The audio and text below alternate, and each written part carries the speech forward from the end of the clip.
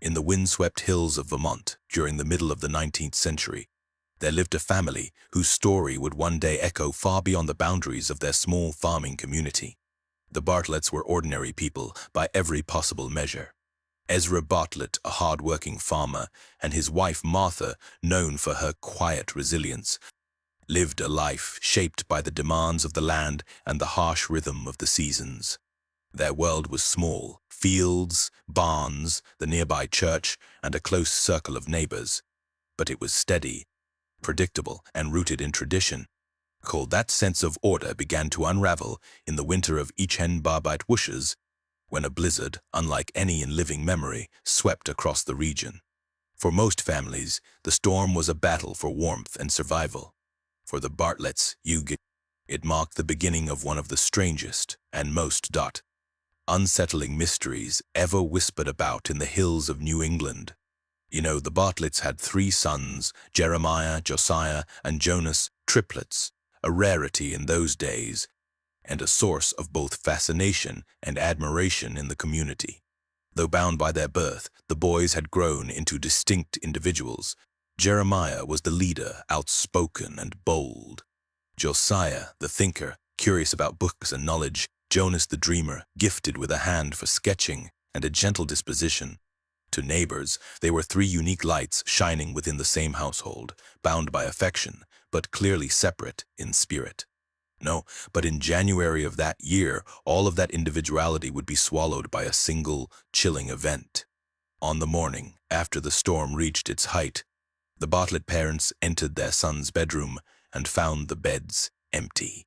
There were no footprints in the snow leading away from the house, no signs of forced entry, no rational explanation for how 3 young boys could vanish in the middle of the night without leaving a trace. The only detail that remained was an open window, its shutters rattling in the wind. The search that followed consumed the entire community. Men trudged through waist-deep snow, calling out the boys' names, while women prayed for their safe return. For 6 days the blizzard raged, then lifted, leaving a landscape of silence and white emptiness. Hope dwindled. It seemed impossible that children could endure such conditions. The Bartletts prepared themselves for the cruelest truth, that they would never see their sons again. And then, just as suddenly as they had vanished, the triplets were found. They were discovered in the root cellar of a neighbor's farm, alive, unmarked by frost or hunger. Yet something about them was deeply wrong. They sat together in perfect stillness, their hands folded in the same gesture, their eyes fixed forward with an unsettling calm. When spoken to, they answered not as 3 voices, but as one, synchronized, unified, as though 3 bodies now carried a single mind. What began as a story of miraculous survival quickly twisted into something far darker.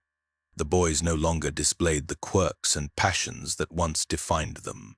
Jeremiah's boldness, Josiah's curiosity, Jonas's creativity, all seemed erased, replaced by a strange, collective presence. Neighbors whispered that the Bartletts' sons had returned from the storm as something other than themselves. The transformation baffled the local physician, frightened the clergy, and unsettled the entire town. It was as though the storm had not merely tested the family's endurance, but had reshaped the very nature of the boys' existence. From that day forward, the Bartlett triplets would be remembered not as individuals, but as 3 faces of one mind, a mystery that still defies explanation. This is their story. The Bartlett family lived during a time when America itself was in transition. The mid-19th century was a period defined by expansion, uncertainty, and a fierce reliance on community. In Vermont, life was carved out of rocky soil, unpredictable weather, and long winters that tested even the strongest families. To survive was not simply to labor, but to endure. And the Bartletts had done so with quiet determination for years. Ezra Bartlett, like many men of his generation, believed in the discipline of hard work and the sanctity of faith. He was a man whose hands were permanently calloused from plowing fields and repairing tools, yet his stern appearance was softened by the affection he carried for his family. Martha, equally steadfast, balanced the household with equal parts, pragmatism and tenderness. Neighbors, often remarked that she possessed a strength of spirit that rivaled any man's physical endurance. Together, Ezra and Martha represented the kind of resilience that defined rural families in that era. You know, the community around them was close-knit but bound by suspicion as much as loyalty. In a town where every soul was accounted for at Sunday service, and where gossip traveled as fast as the wind, deviation from the expected could swiftly invite whispers. A birth of triplets in such a community was both a marvel and a cause for unease. To some, the Bartlett sons were living proof of divine blessing. To others, they were a curious anomaly, a disruption of natural order. Jeremiah, Josiah, and Jonas had grown up under these watchful eyes. Though they were identical in face, their differences had always been apparent. Jeremiah's confidence made him a natural leader among the neighborhood children, often convincing others to join him in daring games across frozen creeks or barn roofs. Josiah, more introspective, was often found with his nose buried in a tattered book borrowed from the pastor. Jonas, meanwhile, was drawn to drawing and carving, able to transform scraps of wood or pieces of coal into small objects of wonder. In an era when children were expected to mirror their parents' roles, such individuality was striking. Yet in their own home, Ezra and Martha encouraged these traits. To them, the triplets' differences were proof of God's variety in creation. To others, however, there lingered a darker fascination, an unspoken fear that three identical sons could be something unnatural, a sign that the line between blessing and curse was thinner than most dared to admit. The storm of January 1850s was struck, at a time when superstition still held sway in the hearts of many. Science was a distant luxury in its place. Communities turned to faith, folklore, and suspicion. Stories of spirits in the snow or omens hidden in nature were passed down as warnings. When the Bartlett triplets vanished, those old fears returned to life with terrifying speed. To lose one child was tragedy. To lose three at once seemed beyond the realm of chance. For 6 days, as the blizzard raged, neighbors whispered theories to one another in the dim light of lanterns. Some insisted the boys had been taken by wolves, though no tracks were found. Others muttered that the storm itself had claimed them, that the snow was no mere weather, but an instrument of divine punishment. A few, braver or crueler, suggested that Ezra and Martha had sinned in some way, and that their son's disappearance was retribution. When the boys returned, alive but changed, those murmurs deepened. The image of 3 children, once distinct, now eerily synchronized, unsettled even the most rational minds. What explanation could exist? In a world without the language of modern psychology or medicine, such transformation could only be understood as unnatural. The town's physician examined them carefully, shining a lantern into their eyes, testing their responses. He found no injuries, no illness, and no sign of suffering from exposure. They were alive and whole, but their strange unison defied his knowledge. The pastor, too, struggled. He preached of miracles, of God's mysterious will, but even he avoided lingering too long in the Bartlett's presence. The Bartletts themselves bore the change in silence. Ezra, though outwardly stoic, was haunted by the loss of his son's individuality.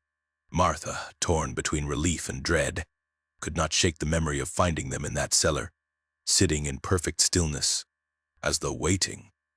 Thus, what might have been remembered as a miracle of survival became instead the beginning of a long and unsettling legend. The Bartlett triplets were no longer seen as 3 boys. They had become one presence spread across 3 bodies, a mystery that unsettled their neighbors, and slowly began to isolate the family from the community they had once relied on. As the winter of 1850s pressed on, life in the Bartlett household seemed outwardly unchanged. Yet beneath the surface, unease festered. The triplets, once vibrant with distinct personalities, moved with an unnatural cohesion. They spoke less, and when they did, it was often in the same rhythm, their words echoing one another in uncanny unison. To Martha, the smallest moments became chilling reminders of what had been lost. She would ask Jeremiah a question, only to have Josiah and Jonas answer in the same measured tone. Ezra noticed too, though he tried to bury his discomfort beneath routine. He doubled his efforts in the fields, even in the bitter cold, but no labor could distract him from the quiet dread that filled their home. At night, when the lantern light flickered across the wooden walls, he would hear the creak of floorboards outside his bedroom door, followed by the whisper of 3 sets of feet moving in perfect harmony. He told himself it was nothing, that children were restless during long winters, but deep down, he feared the truth was stranger. The community, once warm and welcoming, began to distance itself. Neighbors who had once gathered to share bread or assist with chores now avoided the Bartlett homestead. At Sunday service, families shifted uneasily in their pews when the triplets entered. The boys would sit together, their small frames rigid, their eyes locked forward as though following something unseen. Mothers would clutch their children's hands tighter, and fathers would glance at Ezra with suspicion. The town's doctor, still unsettled by his examination, returned once more to check on the boys. He tapped their knees, shined a lantern into their eyes, asked them simple questions. Yet again, all 3 answered at once. Their movements were symmetrical, their responses devoid of hesitation. The doctor left the Bartlett house pale and shaken, confessing to Ezra in private that he had no explanation. "They are alive, sir," he whispered, "but there is something about them that does not belong to this world." Martha's unease turned to fear one evening when she entered the barn to find the boys standing in a perfect triangle, their eyes fixed on the rafters above. They did not move when she called their names. It was only after she screamed that they turned slowly, their gazes falling on her in unison. "What are you doing?" she demanded, her voice trembling.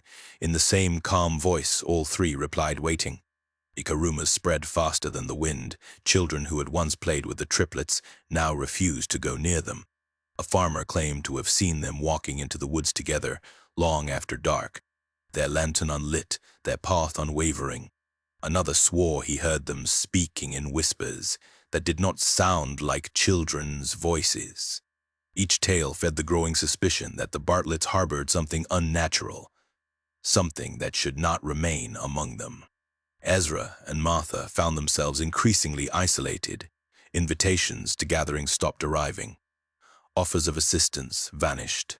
Even the pastor, once a frequent visitor, became scarce.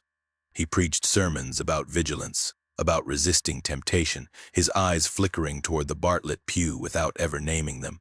Ezra clenched his jaw during those services, refusing to bow to shame. But inside, he felt the crushing weight of judgment.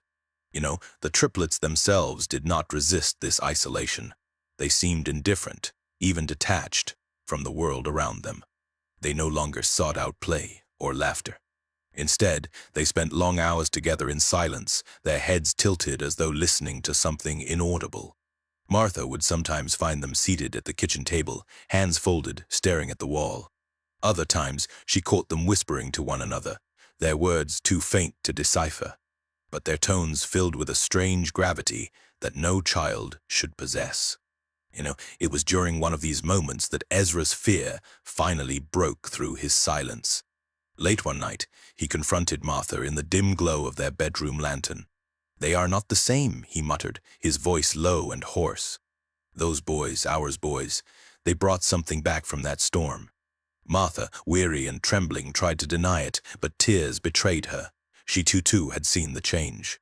She too feared what lingered in their son's eyes. By February, the Bartletts had become specters in their own community. No neighbor visited, no child approached, and even the town elders debated quietly whether something should be done. Yet none dared act, for the storm of superstition that surrounded the triplets was matched only by fear. Fear of what they represented, fear of what might happen if anyone tried to interfere. And so the Bartletts remained alone with their sons, waiting for something none could name, but all could sense. The storm that had nearly claimed the triplets' lives had ended weeks ago, but in its place, a darker storm now brewed. By late winter, whispers in the town had grown into fearful certainty. The Bartlett family was no longer merely isolated. They were avoided like a plague. Neighbors crossed to the far side of the road when passing their land. Children hid behind skirts and coats when the triplets appeared. Even the pastor, once the family's moral anchor, visited only once more, his expression grim as he spoke, words meant to comfort but heavy with warning. "God's light shines even in darkness," he told Martha, though his eyes never lingered on the boys. Inside the farmhouse, tension reached its peak. Martha's nerves frayed until she was little more than a shadow of herself. Sleep eluded her. Each night she lay awake, listening to the synchronized creak of floorboards as the boys moved through the halls. Ezra, too, wore down, his once broad shoulders slumped beneath invisible weight. He had always believed a man's will could tame hardship, but no labor. No strength, no resolve could mend what had unraveled within his children. No, the night of the climax began without warning. A blizzard raged outside, wind howling against the farmhouse walls like a living thing. The family gathered around the table, their supper untouched, silence pressing in heavier than the storm. The lantern flickered, shadows stretched, and then, without a word, the triplets rose together. Jeremiah, Josiah, and Jonas moved to the center of the room, their eyes vacant yet burning with an unearthly calm. Ezra demanded to know what they were doing, his voice breaking. Martha pleaded, her hands trembling against her apron. The boys said nothing. Instead, they raised their hands in unison, palms outward, as though warding off something unseen. For a moment, the air itself seemed to grow colder, the storm's roar muffled as though the walls had dissolved. Martha swore later that she felt a pressure in her chest, a weight that forced tears to her eyes. Ezra's fists clenched, but he did not move. He could not then in perfect Yak harmony, the boy spoke. Their voices were flat, steady, and unified, an echo that seemed to come from everywhere at once. We waited. "It is here." The lantern went out. Darkness swallowed the room. Martha screamed, fumbling for a match, but her hands shook too violently. Ezra lunged toward his sons, reaching blindly, but his arms closed on nothing. Only when the match finally caught flame did light return, trembling and weak. The boys were no longer standing at the table's center. They were at the doorway, side by side, faces turned toward the storm beyond. Their small hands pressed against the wood as though listening to the blizzard itself. Ezra shouted their names. Martha begged them to stop, but they did not move, did not turn, did not answer. At last, as though obeying some silent command, the door blew open with a crash, and the triplets stepped out into the white void, their bodies swallowed by snow in moments. Ezra tore after them, bellowing into the storm, his figure vanishing into the swirling dark. Martha followed to the threshold, but the wind forced her back. She could see nothing, no sons, no husband, only a wall of white that howled like a beast. Hours passed before Ezra returned, frostbitten and broken, his eyes hollow. He had found no trace of the boys. When dawn came, the storm subsided, leaving behind a silence deeper than grief. Tracks led from the doorway into the drifts, 3 sets of small footprints pressed in perfect unison. Yet they did not scatter, did not falter, did not fade gradually. They stopped abruptly in the field, as though the boys had vanished into the air. In the weeks that followed, the Bartlett household became a place of mourning and dread. Ezra no longer worked the fields. Martha drifted through the rooms, calling softly for sons who would never answer. Neighbors came only to whisper at the property's edge, staring at the farmhouse with fear, thinly veiled as pity. The pastor prayed over the family, yet even he seemed unsure whether his words were blessing or warning. Rumors hardened into legend. Some said the storm had claimed the boys at last, years after sparing them. Others whispered of a pact, of something dark that had followed them home from the brink of death. A few even claimed to see figures in the snow, 3 small shadows moving together across the ridges, their faces indistinct, their eyes unblinking. Ezra and Martha lived on, but their lives were bound forever to absence. Ezra seldom spoke again of that night. save for one confession made to a neighbor before his death. They were ours. But when they came back from the storm, they were not ours alone. And so, the tale of the Bartlett Triplets endured, passed down through generations not as history, but as warning. A story told in hushed tones, when storms gathered over the hills, when lanterns flickered, when children grew too quiet. A reminder that sometimes survival comes at a cost greater than death, and that some storms never true. The story of the Bartlett Triplets remains one of Vermont's most chilling legends, an unsettling reminder of how tragedy and mystery often intertwine. Were Jeremiah, Josiah, and Jonas truly touched by something beyond this world? Or were they simply children marked by trauma, their silence a reflection of loss too great to name?